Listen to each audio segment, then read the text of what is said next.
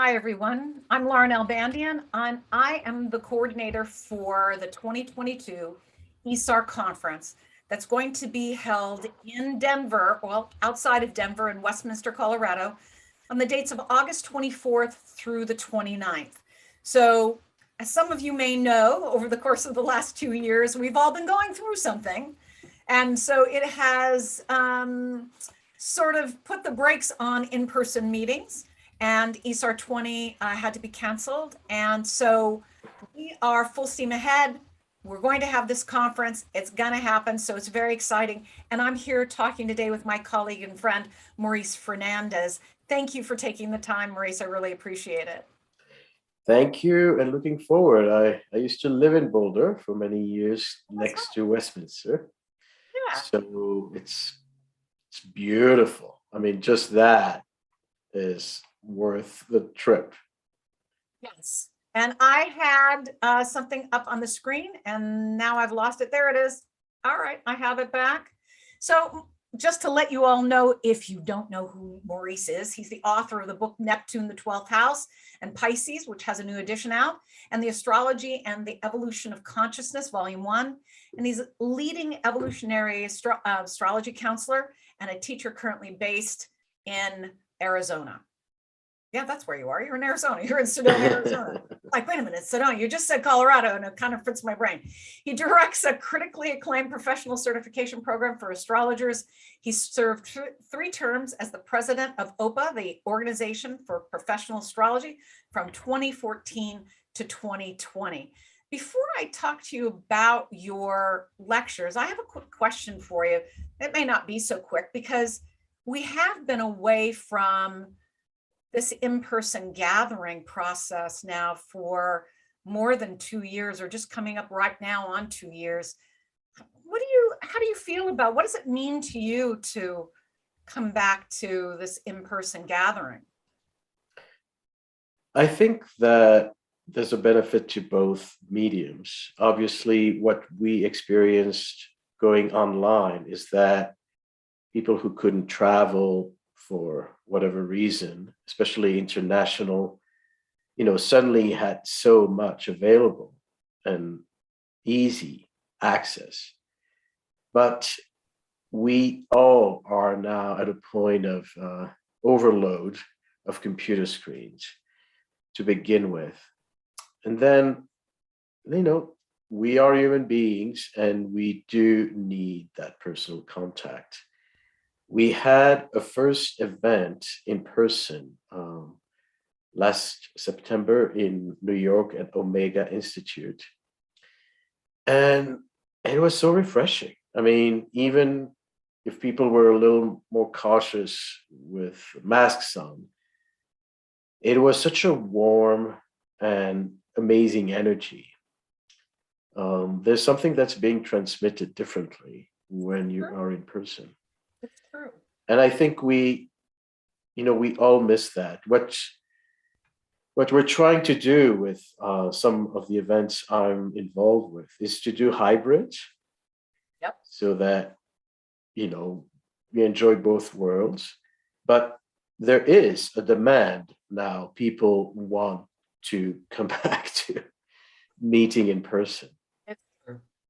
It's true. We all do. And having done virtual events over the course of the last couple of years, they were amazing events. There's no taking away from them, but you cannot, no matter how hard we try, you cannot replicate what happens in person. So I'm excited for it to happen. So you are doing 2 lectures at ISAR, one on Friday on that's called Retrograde Mars, Venus, Mercury, not what we think they are. So what can you tell the folks about that lecture? What would entice them to attend and hear about Mercury, Mars, and Venus retrograde in the way you would like to present it? Well, Mars is going to retrograde right, soon after in the fall on the northern hemisphere. Mars retrogrades in Gemini for few months, few weeks at least. And so that's actual, it's something that we can immediately apply to the transit. But when I say it's not what you think, there is the fundamental of retrogrades that it's a time to review, it's a time to uh, kind of take a step back, and it usually is perceived as a disturbing factor, as something is gonna, you have to be careful, you have to navigate this energy very carefully. And there is that, like, I'm not, denying any of those well-known experiences, but I think we overlook the fact that retrograde also bring uh, something that is completely unexpected, out of the box. And if we look just at historical figures, some of the brilliant artists, brilliant minds have Mars retrograde. And, if you think about a film director, David Lynch with Mars retrograde, actor Jack Nicholson, Kurt Cobain, was born right on the station. So you have these characters who may have had, their retrograde struggles, but it takes you in a zone where you are able to really revolutionize, do things very, very differently. So there's a bit of a maverick quality as far as that particular aspect of it. There's more to it, but that's just giving you an example of, there's a lot more to tap into. Right. No, and it's true. There is that fighting against the grain because they're going back against the natural flow of the zodiac. So there is I'm doing it my own way kind of thing. Yeah. And part of the retrograde quality is that you cannot be on autopilot. It's not, you can't just be carefree about things. You need to pay more attention. And it takes you on a path less traveled, which, builds new brain connections. It makes you think harder and go deeper. And, even the simple thing is Mercury retrograde. And Mercury retrograde is now becoming this kind of mainstream phenomena. They have candles for Mercury retrograde times, so you can meditate and find solace in the storm. But, think about the fact that Amazon was incorporated, the big company was incorporated during Mercury retrograde.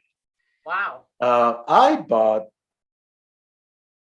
twice vehicles, new cars during Mercury retrograde, and not because I planned it. It's just circumstances led me, that didn't give me the choice. And I went through the dilemma of what's going to happen. Is it going to be a lemon? Guess what? Great cars, and no problem at all. So I think we need to keep revisiting our perspectives and just peel new layers. Right. Well, as with a lot of things in astrology, there are stereotypes, and retrogrades are rife with those stereotypes. So good for you for peeling that away and looking at the evolving concepts of these retrogrades. Awesome. Yeah. So your second lecture is on Sunday, the 28th. And, there aren't very many people doing this topic. Every now and then you see it, and it's called Parenting in the Chart of Children or Adolescents. And I've done a lot of chart work with parents on children and adolescents and done readings for them. It's a very important tool, and not everybody can do it. So I'd love to hear what you have to say about this lecture, what you are presenting. Yeah, I find part of the reason I started to explore this topic was, first of all, remembering myself as a kid and as an adolescent, and remembering how astrology helped me because I was misunderstood. I was this weird Scorpio kid who had his dark moods and whatnot. And when I read about astrology, it just gave me an understanding. Seriously, it really got me out of my funk. So that's, where it's maybe probably where it started. And I think that, there's a lot of controversy about working with the chart of kids. Some people will There is. say, don't touch it for several reasons. One is, of course, you don't want to intimidate the parents with all kinds of,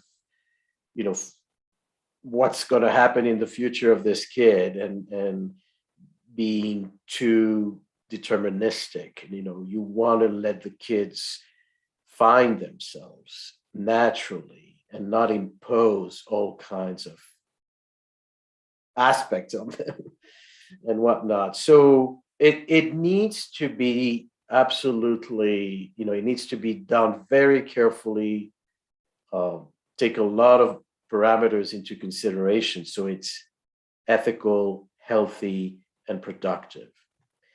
And some people will also say it's tricky legally. You may, if your parents are not there, what there are concerns.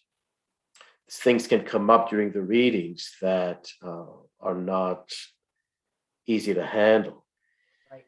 The other thing is that this lecture is not only it's not only about doing charts to young people, but it's sometimes to work with the parents and better understand their children.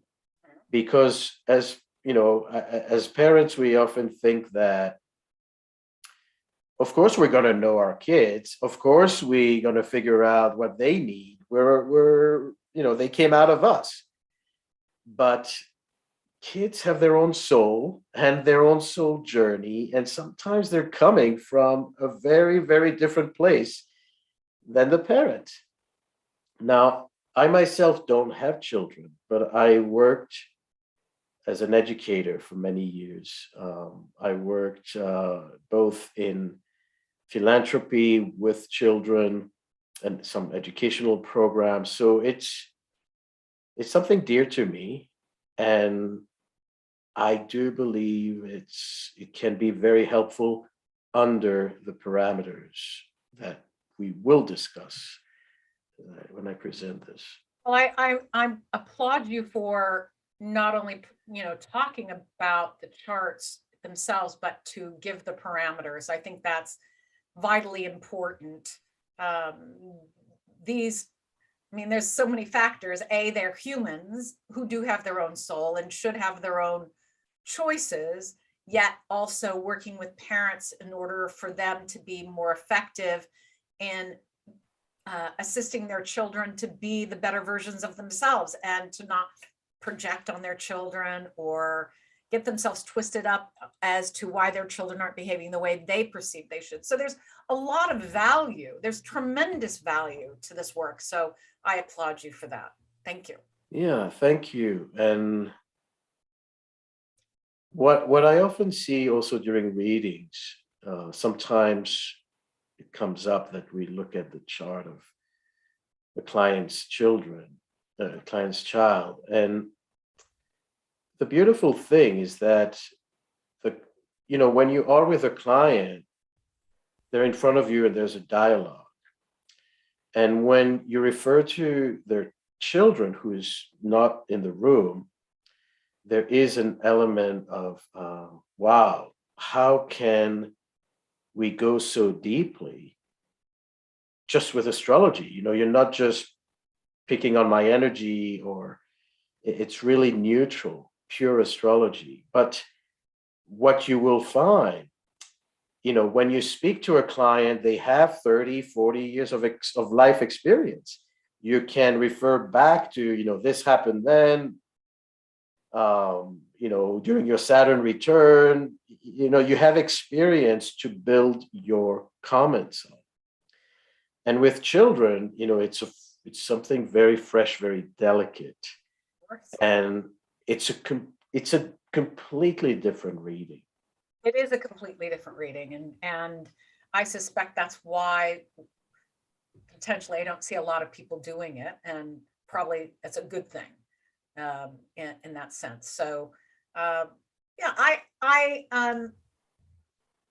I have a whole lot to say about that topic and not enough time to discuss it. It's a very interesting topic and something that's very near and dear to my heart. So I'm glad you're doing it. So everyone, ISAR 2022 is happening.